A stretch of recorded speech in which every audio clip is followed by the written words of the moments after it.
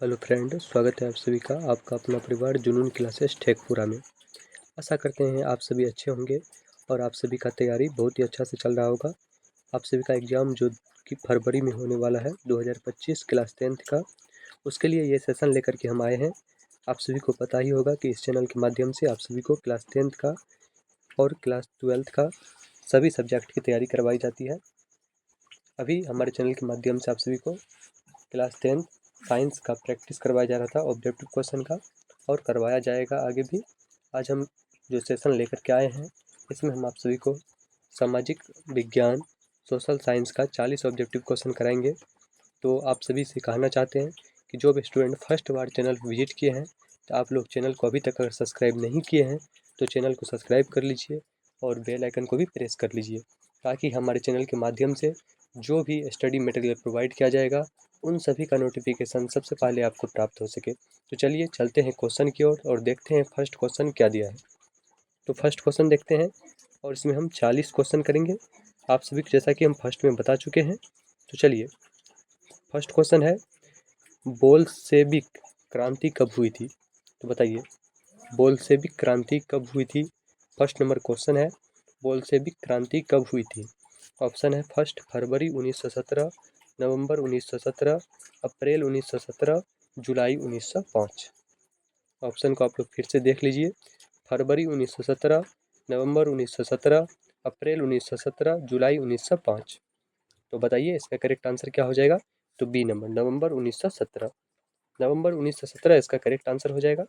Next question की ओर चलते हैं और दूसरा क्वेश्चन देखते हैं क्या दिया गया है, और ये मोस्ट इंपॉर्टेंट क्वेश्चन है। दूसरा क्वेश्चन है 2 नंबर, हिंद चीन पहुंचने वाले प्रथम व्यापारी कौन थे?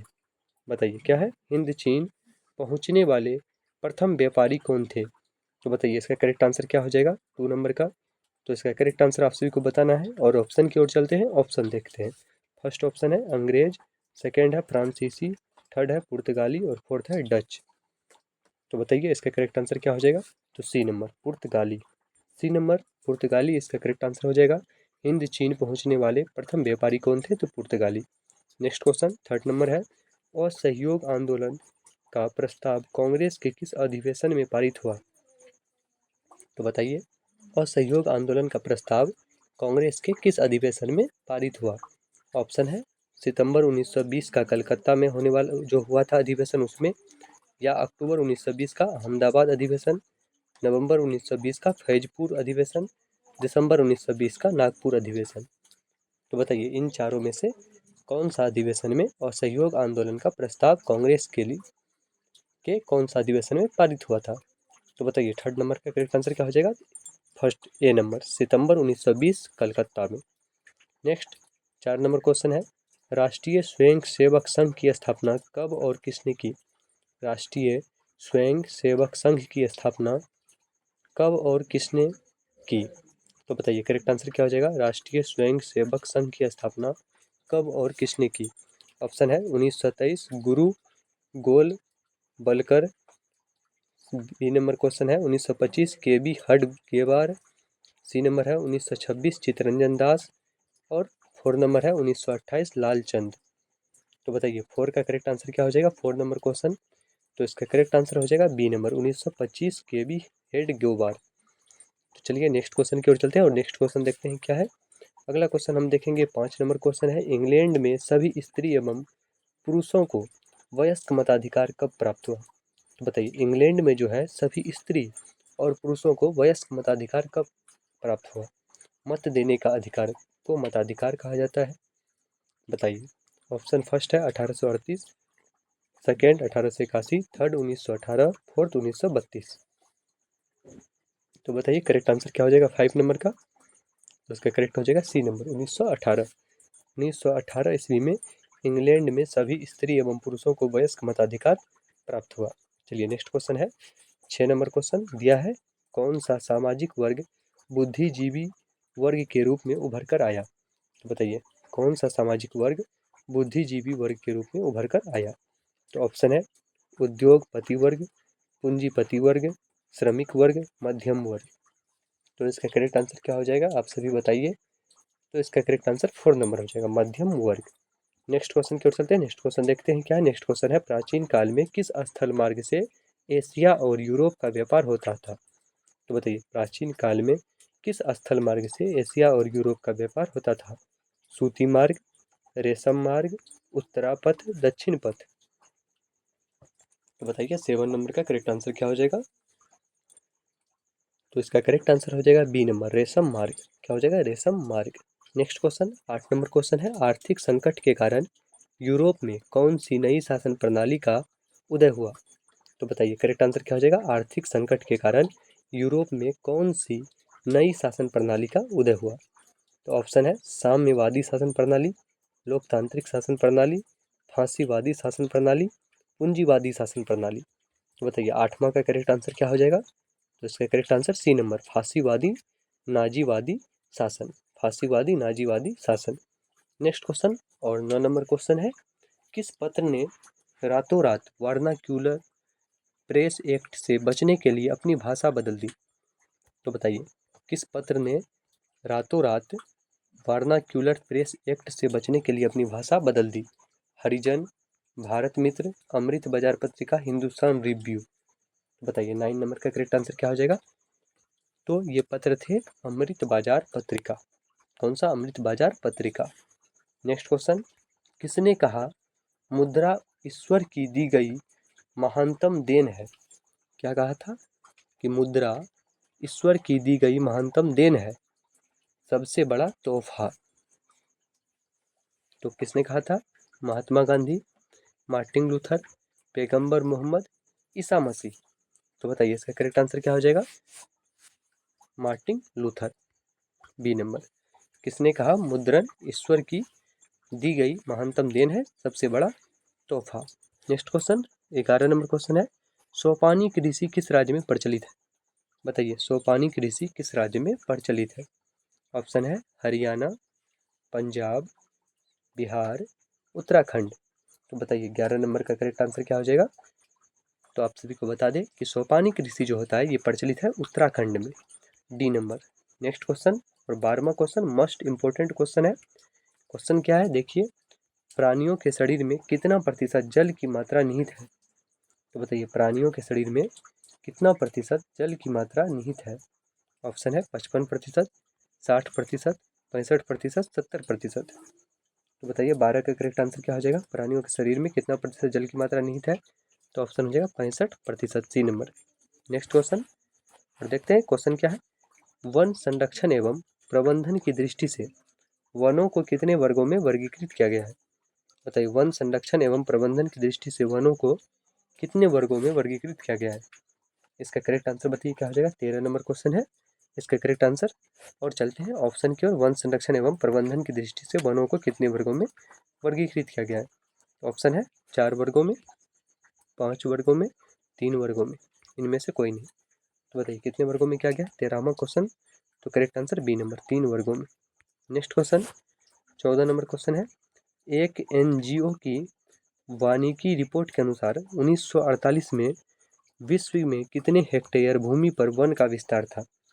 बताइए एक एनजीओ की वानिकी रिपोर्ट के अनुसार 1948 में विश्व में कितने हेक्टेयर भूमि पर वन का विस्तार था? ऑप्शन है 600 crore hectare, 400 crore hectare, 800 crore hectare, 500 crore hectare. तो बताइए 14 नंबर का करेक्ट आंसर क्या हो जाएगा? B number, 400 crore hectare. Next question की ओर चलते हैं, देखते हैं नेक्स्ट क्वेश्चन क्या है। 15 नंबर क्वेश्चन, 1 टन इस्पात बनाने में कितने मैग्नीज का उपयोग होता है? बताइए 1 टन इस्पात का प्रोड्यूस करने मतलब 1 टन इस्पात बनाने में कितना मैग्नीज का उपयोग होता है? 5 किलोग्राम, 10 किलोग्राम, 15 किलोग्राम, 20 किलोग्राम। तो बताइए करेक्ट आंसर क्या हो जाएगा? 1 टन इस्पात बनाने में कितने मैग्नीज का उपयोग होता है? तो इसका करेक्ट आंसर बी नंबर हो जाएगा 10 किलोग्राम, 10 किलोग्राम। नेक्स्ट क्वेश्चन 16वां क्वेश्चन है, कोयले का सर्वोत्तम प्रकार कौन सा है? तो हम आपको बता दें कोयले का 4 प्रकार होता है। कौन कौन से प्रकार होते हैं कोयले के? एंथ्रासाइट, बिटुमिनस, लिंगानाइट और पीट। तो सबसे घटिया किस्म का कोयला किसे कहेंगे? पीट को। और सबसे नंबर 1 किस्म का कोयला या सर्वोत्तम किस्म का कोयला एंथ्रासाइट को। किसको कहेंगे? एंथ्रासाइट को। तो फर्स्ट नंबर इसका करेक्ट आंसर हो जाएगा एंथ्रासाइट। नेक्स्ट क्वेश्चन 17वां क्वेश्चन देखते हैं क्या है। 17वां क्वेश्चन है, इनमें से कौन सा उपभोक्ता उद्योग है? कौन सा इनमें से कौन सा उपभोक्ता उद्योग है? तो बताइए। ऑप्शन है फर्स्ट पेट्रो रसायन, सेकंड है लौह इस्पात, थर्ड है चीनी उद्योग और फोर्थ है चित्तरंजन लोकोमोटिव। तो बताइए 17वां का करेक्ट आंसर क्या हो जाएगा? इनमें से कौन सा उपभोक्ता उद्योग है? तो करेक्ट आंसर हो जाएगा चीनी उद्योग। क्या हो जाएगा? चीनी उद्योग। नेक्स्ट क्वेश्चन 18 नंबर क्वेश्चन है भारतीय अंतर्देशीय जलमार्ग प्राधिकरण का गठन किस वर्ष किया गया था? भारतीय अंतर्देशीय जलमार्ग प्राधिकरण का गठन किस वर्ष किया गया था? तो इसका फर्स्ट ऑप्शन है 1986, सेकेंड है 1988, थर्ड है 1989 और फोर्थ है 1985। तो बताइए 18 का करेक्ट आंसर क्या हो जाएगा? ए नंबर 1986। 1986 में भारतीय अंतर्देशीय जलमार्ग प्राधिकरण का गठन किया गया था। नेक्स्ट क्वेश्चन की ओर चलते हैं, देखते हैं क्वेश्चन क्या है। 19 नंबर क्वेश्चन पाइराइट किस प्रकार का खनिज है? पाइराइट किस प्रकार का खनिज है? बताइए ये धात्विक है या अधात्विक है या परमाणु है या ईंधन है? तो बताइए क्या हो जाएगा? पाइराइट किस प्रकार का खनिज है? तो 19 नंबर का करेक्ट आंसर बताइए क्या हो जाएगा? फर्स्ट नंबर धात्विक खनिज है। कौन सा? धात्विक। नेक्स्ट क्वेश्चन 20 नंबर क्वेश्चन है 2001 की जनगणना के अनुसार बिहार की नगरीय आबादी है क्या है? इसका करेक्ट आंसर बताना है आप सभी को। 2001 की जनगणना के अनुसार बिहार की नगरीय आबादी है। ऑप्शन है 20.5%, 15.5%, 10.5%, 25.5%। तो बताइए 20 नंबर क्वेश्चन का करेक्ट आंसर क्या हो जाएगा? तो इसका करेक्ट आंसर सी नंबर हो जाएगा 10.5%। कितना है? 10.5%। किसके अनुसार? 2001 की जनगणना के अनुसार। नेक्स्ट क्वेश्चन की ओर चलते हैं और देखते हैं क्वेश्चन क्या है। 21वां क्वेश्चन है निम्नलिखित व्यक्तियों में से कौन लोकतंत्र में रंग भेद के विरोधी नहीं थे? तो बताइए क्या हो जाएगा करेक्ट आंसर? 21 का निम्नलिखित व्यक्तियों में से कौन लोकतंत्र में रंग भेद के विरोधी नहीं थे? ऑप्शन है किंग मार्टिन लूथर, बी है महात्मा गांधी, सी है ओलंपिक धावक टॉमी स्मिथ एवं जॉन कोलास और फोर्थ है जेड गूडी। तो बताइए 21 का करेक्ट आंसर क्या हो जाएगा? 21 का करेक्ट आंसर हो जाएगा जेड गूडी। क्या हो जाएगा? जेड गूडी। नेक्स्ट क्वेश्चन है 22 सांप्रदायिक राजनीतिक राजनीति किस धारणा पर आधारित है? क्या है क्वेश्चन? सांप्रदायिक राजनीति किस धारणा पर आधारित है? तो चलिए नेक्स्ट का ऑप्शन देखते हैं। फर्स्ट है एक धर्म दूसरे धर्म से श्रेष्ठ है, दूसरा विभिन्न धर्मों के लोग समान नागरिक के रूप में खुशी खुशी साथ रहते हैं, तीसरा एक धर्म के अनुयायी एक समुदाय बनाते हैं, चौथा एक धर्म समूह का प्रभुत्व अन्य सभी धर्मों पर कायम रखने में शासन की शक्ति का प्रयोग नहीं किया जा सकता है। तो बताइए क्या हो जाएगा करेक्ट आंसर 22 का? तो ए नंबर एक धर्म दूसरे धर्म से श्रेष्ठ है। नेक्स्ट क्वेश्चन की ओर चलते हैं। क्वेश्चन है 23 संघ सरकार का उदाहरण है। संघ सरकार का उदाहरण है क्या हो जाएगा करेक्ट आंसर? अमेरिका, चीन, ग्रेट ब्रिटेन, इनमें से कोई नहीं। तो बताइए संघ सरकार का उदाहरण कौन सा है? तो अमेरिका। ए नंबर करेक्ट हो जाएगा America. Next question 24 number question है भारतीय लोकतंत्र में सत्ता के विरुद्ध जन आक्रोश किस दशक से प्रारंभ हुआ? तो बताइए करेक्ट आंसर क्या हो जाएगा? 1960 के दशक से, 1970 के दशक से, 1980 के दशक से, 1990 के दशक से। तो इसका करेक्ट आंसर आप लोग बताइए क्या हो जाएगा 24 का। और कहना चाहेंगे कि जो भी स्टूडेंट अभी तक इस चैनल को सब्सक्राइब नहीं किए हैं तो आप लोग सब्सक्राइब कर लीजिए, क्योंकि इस चैनल के माध्यम से सभी को प्रत्येक क्लास 10 के प्रत्येक सब्जेक्ट का चैप्टर वाइज क्वेश्चन प्रोवाइड किया जाता है, मोस्ट इंपॉर्टेंट क्वेश्चन प्रोवाइड किया जाता है, सेलेक्टेड क्वेश्चन प्रोवाइड किया जाता है और ऑब्जेक्टिव सेशन दिया जाता है। और आप सभी इस चैनल को सब्सक्राइब कर लीजिए और बेल आइकन को प्रेस कर लीजिए, ताकि हमारे चैनल के माध्यम से आप सभी को प्रोवाइड होने वाली सभी इम्पोर्टेंट क्लास प्राप्त हो सके। चलिए इसका करेक्ट आंसर जानते हैं क्या हो जाएगा 24 का। तो करेक्ट आंसर जो है 1990 के दशक से, 1990 के दशक से। नेक्स्ट क्वेश्चन 25 नंबर क्वेश्चन की ओर चलते हैं और देखते हैं क्वेश्चन क्या है। 25 नंबर क्वेश्चन है चिपको आंदोलन निम्न में से किससे संबंधित है? तो बताइए ये मोस्ट इंपॉर्टेंट क्वेश्चन है और ये क्वेश्चन आपको सब्जेक्टिव में भी पूछे जाते हैं कि चिपको आंदोलन किससे संबंधित है। हम यहाँ से आपसे क्वेश्चन पूछना चाहेंगे कि चिपको आंदोलन के प्रणेता कौन थे, मतलब इसके जो प्रणेता थे, किसके नेतृत्व में चिपको आंदोलन चलाया गया था? ये क्या हो जाएगा? सुंदरलाल बहुगुणा। क्या हो जाएगा? सुंदरलाल बहुगुणा। क्या हो जाएगा? बहुगुणा। ये इसके प्रणेता थे और ये कहाँ हुआ था? ये उत्तराखंड के टिहरी गढ़वाल क्षेत्र के चमोली जिले में। कहाँ पे? उत्तराखंड के टिहरी गढ़वाल जिले के टिहरी गढ़वाल क्षेत्र के चमोली जिले में। तो इसका करेक्ट आंसर क्या हो जाएगा? पेड़ बचाने से, आर्थिक शोषण की मुक्ति से, शराबखोरी के विरुद्ध आवाज से, कांग्रेस पार्टी के विरोध से। तो बताइए चिपको आंदोलन निम्नलिखित में से किससे संबंधित है? तो इसका करेक्ट आंसर हो जाएगा 25 का फर्स्ट नंबर, पेड़ बचाने से। नेक्स्ट क्वेश्चन है, ताड़ी विरोधी आंदोलन निम्नलिखित में से किस प्रांत में शुरू किया गया? तो बताइए 26 का करेक्ट आंसर बताना है आप सभी को कि ताड़ी विरोधी आंदोलन निम्नलिखित में से किस प्रांत में शुरू किया गया? ऑप्शन है बिहार, उत्तर प्रदेश, आंध्र प्रदेश, तमिलनाडु। उत्तर प्रदेश, आंध्र प्रदेश, तमिलनाडु और बिहार। तो ताड़ी विरोधी आंदोलन कहाँ चलाया गया? तो correct answer Andhra Pradesh. Next question 27 number है, राजनीतिक दलों की नींव सर्वप्रथम किस देश में पड़ी? राजनीतिक दलों की नींव सर्वप्रथम किस देश में पड़ी? अगर हम आपसे पूछे कि संविधान का निर्माण सबसे पहले किस देश में किया गया, या संविधान का जनक या जननी किसे कहा जाता है? तो ये कहा जाता है ब्रिटेन को। किसे कहा जाता है? ब्रिटेन को। और आपसे पूछा जाए कि दुनिया का सबसे बड़ा लिखित संविधान किस देश का है? तो इसका करेक्ट आंसर हो जाएगा भारत। और अगर आपसे क्वेश्चन पूछा जाए कि दुनिया का में सबसे पहले लिखित संविधान किस देश ने बनाया, तो ये हो जाएगा अमेरिका। तो इससे मेरा कोई रिलेशन नहीं है, लेकिन इस क्वेश्चन को बताने का तात्पर्य यह है कि इससे हम आपका 27 नंबर क्वेश्चन का रिलेशन है।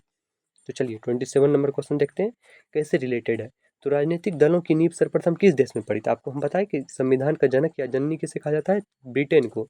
तो राजनीतिक दल भी सबसे पहले वहीं होंगे जहाँ पर संविधान लागू हुआ होगा, वहीं सबसे पहले राजनीतिक दल बना होगा। तो इसका करेक्ट आंसर क्या हो जाएगा? Great Britain, first number.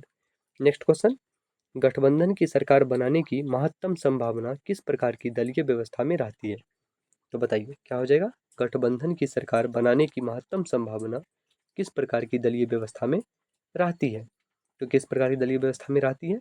Option है एक दलीय व्यवस्था, द्विदलीय व्यवस्था, बहुदलीय व्यवस्था, इनमें से कोई नहीं। अगर मान लीजिए एक दल है, ये तो निर्विरोध हो जाएगा। दो दल है तो एक दल को ज़्यादा मत प्राप्त होगा, एक को कम प्राप्त होगा, ये तो गठबंधन होगा नहीं। तो बहुदलीय होना चाहिए। क्या होना चाहिए? बहुदलीय। सी नंबर करेक्ट हो जाएगा। नेक्स्ट क्वेश्चन 29 नंबर, निम्नलिखित में से कौन सा राष्ट्रीय दल नहीं है? तो बताइए भारत का इनमें से कौन सा राष्ट्रीय दल नहीं है? तो भारतीय राष्ट्रीय कांग्रेस राष्ट्रीय दल है, लोक जनशक्ति पार्टी, ये कौन सा है? राष्ट्रीय दल है या नहीं है? तो राष्ट्रीय दल नहीं है। इसका करेक्ट आंसर सी नंबर हो जाएगा। और ये बहुजन समाज पार्टी और भारतीय जनता पार्टी, ये तीनों क्या है? राष्ट्रीय दल है। नेक्स्ट क्वेश्चन, इनमें से किस देश में मिश्रित अर्थव्यवस्था है? तो बताइए मिश्रित अर्थव्यवस्था किस देश में है? जहाँ कुछ सरकार का भी इन्वेस्टमेंट होता है और कुछ निजी व्यक्ति का भी होता है, पूंजीपति वर्ग का। ये किसका है? अमेरिका का, चीन का, भारत का, इनमें से कोई नहीं। तो करेक्ट आंसर सी नंबर हो जाएगा, भारत का। तो मिश्रित अर्थव्यवस्था किस देश का है? भारत का। नेक्स्ट क्वेश्चन 31 नंबर क्वेश्चन है, इनमें से किसे पिछड़ा राज्य कहा जाता है? तो बताइए कौन सा इसका करेक्ट आंसर हो जाएगा? पिछड़ा राज्य निम्न में से किसे कहा जाता है? तो पंजाब, केरल, बिहार, दिल्ली। तो 31 का करेक्ट आंसर क्या हो जाएगा? सी नंबर, बिहार। बिहार को पिछड़ा राज्य की दृष्टि से देखा जाता है। 31 का करेक्ट आंसर हो जाएगा। नेक्स्ट क्वेश्चन, शेयर बाजार की नियामक संस्था है, तो क्या हो जाएगा? शेयर बाजार की नियामक संस्था है, तो कौन सा है? SIDBI, SEBI, RBI, stock exchange. 32 का करेक्ट आंसर क्या हो जाएगा? शेयर बाजार की नियामक संस्था कौन सी है? तो करेक्ट आंसर हो जाएगा SEBI, SEBI, B number. Next question, इनमें से कौन संस्थागत वित्त का साधन है? कौन सा संस्थागत वित्त का साधन इनमें से कौन है? ऑप्शन है व्यापारी, रिश्तेदार, व्यावसायिक बैंक, महाजन। तो कौन सा पूछा गया आपको? संस्थागत वित्त। तो संस्था के द्वारा तो ये व्यावसायिक बैंक हो जाएगा, सी नंबर। नेक्स्ट क्वेश्चन, भारत की वित्तीय राजधानी किस शहर को कहा जाता है? अगर आपसे पूछा जाए कि भारत की राजधानी कहाँ है, तो ये हो जाएगा न्यू दिल्ली। और भारत की राजधानी दिल्ली कब बनी? तो 1912 में। 1912 से पहले भारत की राजधानी कहाँ थी? तो कोलकाता। अब आपसे क्वेश्चन पूछा गया है कि भारत की वित्तीय राजधानी किस शहर को कहा जाता है? तो ऑप्शन है मुंबई, दिल्ली, पटना, बेंगलुरु। किसको कहा जाता है? मुंबई को। मुंबई को भारत की वित्तीय राजधानी कहा जाता है। इसका ए नंबर करेक्ट हो जाएगा। नेक्स्ट क्वेश्चन की ओर चलते हैं और नेक्स्ट क्वेश्चन देखते हैं क्या है। क्वेश्चन है 35 नंबर। इनमें से कौन एक बीमारू राज्य है? कौन सा बीमारू राज्य इनमें से कौन एक है 35 का? तो ऑप्शन बताइए आपका कौन सा करेक्ट हो जाएगा। बीमारू राज्य नहीं है, सॉरी, बीमारू राज्य नहीं है। ऑप्शन है बिहार, मध्य प्रदेश, कर्नाटक, ओडिशा। तो कौन सा हो जाएगा? सी नंबर, कर्नाटक। ये एक बीमारू राज्य नहीं है और बाकी तीनों है।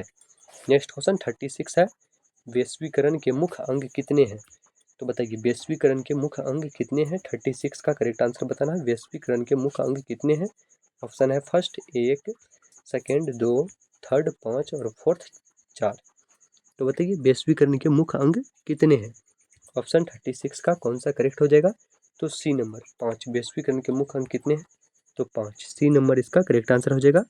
नेक्स्ट क्वेश्चन की ओर चलते हैं 37 नंबर क्वेश्चन की ओर। और 37 नंबर क्वेश्चन देखते हैं क्या है। तो 37 नंबर क्वेश्चन है भारत में उपभोक्ता संरक्षण अधिनियम की घोषणा कब हुई? भारत में उपभोक्ता संरक्षण अधिनियम की घोषणा कब हुई? तो बताइए 37 का करेक्ट आंसर क्या हो जाएगा। भारत में उपभोक्ता संरक्षण अधिनियम की घोषणा कब हुई? 1986 में, 1980 में, 1987 में, 1988 में। तो 37 का करेक्ट आंसर क्या हो जाएगा? 1986 या 1980 या 1987 या 1988। 37 का करेक्ट आंसर ए नंबर हो जाएगा 1986। नेक्स्ट क्वेश्चन की ओर चलते हैं और देखते हैं क्वेश्चन क्या है। स्वर्णाभूषणों की परिशुद्धता को सुनिश्चित करने के लिए किस मान्यता प्राप्त चिन्ह का होना आवश्यक है? इसका मतलब है कि सोने से बने आभूषण, कौन सा? सोने से बने आभूषण की शुद्धता को सुनिश्चित करने के लिए किस मान्यता प्राप्त चिन्ह का होना आवश्यक है? तो बताइए, जैसे टैग बोल सकते हैं आप, कौन सा टैग लगा होगा तो हम समझ जाएंगे कि यह शुद्ध सोना का बना हुआ है। तो करेक्ट आंसर आप सभी को बताना है। ऑप्शन देखिए, ISI मार्क, बी नंबर है हॉल मार्क, सी नंबर है एग मार्क और डी नंबर है इनमें से कोई नहीं। तो बताइए 38 का करेक्ट आंसर क्या हो जाए?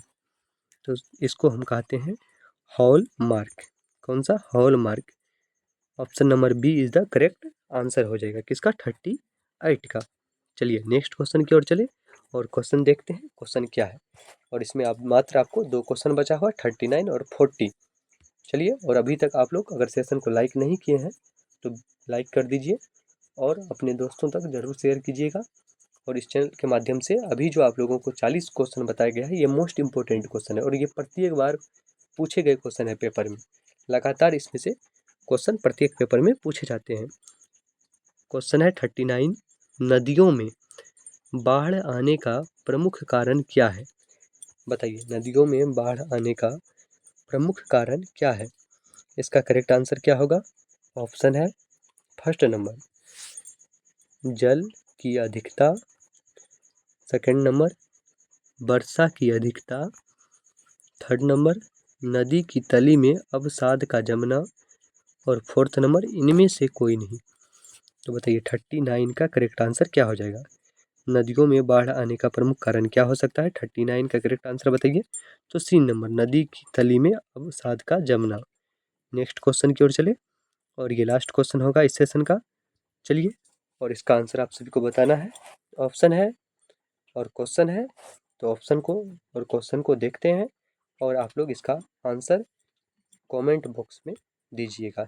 ये आप सभी के लिए होमवर्क का क्वेश्चन है और आप लोग कमेंट ज़रूर कीजिएगा। हम आप लोगों के कमेंट को देखते हैं और अच्छा लगता है जब आप लोग कमेंट करते हैं। चलिए, और ये लास्ट क्वेश्चन है भूकंप संभावित क्षेत्रों में भवनों की आकृति कैसी होनी चाहिए? क्वेश्चन का तात्पर्य है कि जिस क्षेत्र में भूकंप अधिक आता है, मतलब भूकंप से पीड़ित क्षेत्र या भूकंप संभावित क्षेत्र, उस क्षेत्र में जो भवन बनाया जाएगा, इमारत या घर बनाए जाएंगे, तो उसकी आकृति कैसी होनी चाहिए? ऑप्शन है अंडाकार, त्रिभुजाकार, चकोर, आयताकार। तो बताइए इसका करेक्ट आंसर क्या हो जाएगा, ये आप सभी को कमेंट बॉक्स में देना है। और आप सभी को बहुत बहुत धन्यवाद। और आप लोग इस वीडियो को अच्छे से एक बार में अगर समझ में नहीं आया होगा तो आप लोग फिर से वॉच कीजिएगा और इसको देखिएगा, और इसमें पूछे गए 40 क्वेश्चन को आप पूरा रट लीजिएगा। और आपसे वादा है कि इसमें से आपको 5 क्वेश्चन से 10 क्वेश्चन के बीच में आपका पेपर जो 2025 में होने वाला है सोशल साइंस क्लास 10th का, उसमें देखने को मिलेगा।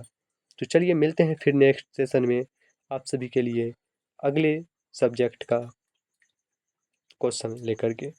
तब तक के लिए जय हिंद, जय भारत। और आप सबों की तैयारी अच्छे से हो, इसके लिए आप सभी को शुभकामनाएं।